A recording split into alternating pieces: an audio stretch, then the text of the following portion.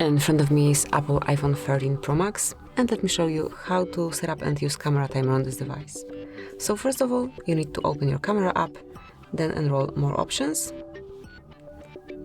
and here locate clock icon. It is for timer, and you can pick 3 or 10 seconds delay. Let me choose 3 seconds delay, and now let's just grab a picture. Tap on camera shutter and wait. You can see here the countdown, and then the picture is taken. Then whenever you would like to switch the camera timer off, tap on more, again locate clock and tap on off. And now you can grab photos with no delay. And this is it, that will be all. Thank you for watching. Please subscribe our channel and leave the thumbs up.